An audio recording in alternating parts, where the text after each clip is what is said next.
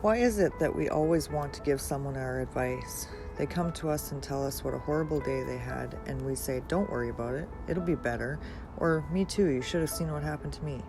We live in a world where advice and comparing are second nature. God forbid we would listen. Listening is something that seems to be a task in which most humans cannot accomplish. We need to shut the fuck up. Hear our fellow humans' words. Don't listen to respond, listen to understand.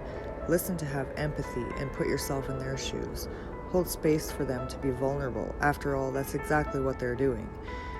By offering advice, we are not helping, we are simply minimalizing the feelings of the person that is talking to us. The world is losing its empathy, the ability to put yourself into someone else's shoes and actually imagine how they must be feeling. Giving advice is simply sympathetic, which in my experience comes off as "I don't care, here's my problem." I am guilty of being that person that gives advice or compares it to one of my own experiences. I felt like I was actually just trying to help, but I've learned the opposite. One day my sister-in-law came over. I was out sitting on the deck, stressed, having a smoke, and she said, "How are you?"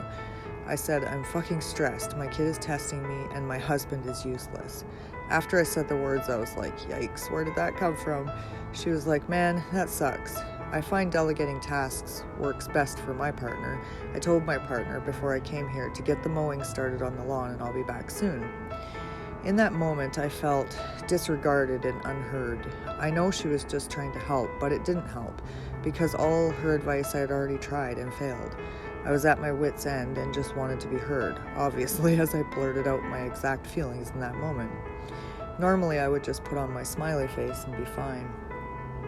My point is, had she given me a hug and said, "Man, that sucks," and left it there, it would have been a true moment of connection. So I am now working on actively listening.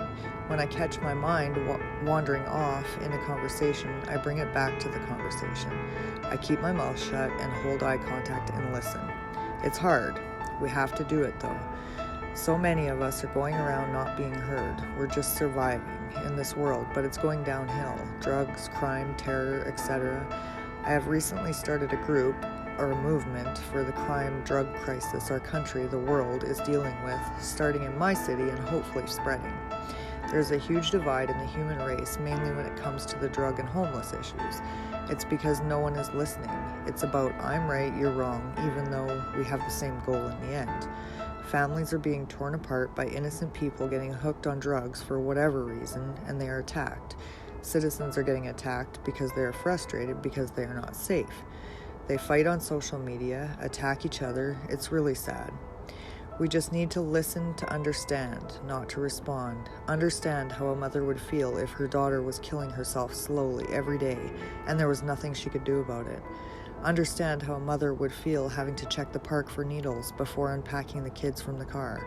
Understand the drug addict that prostitutes to get her next high. Put yourself there.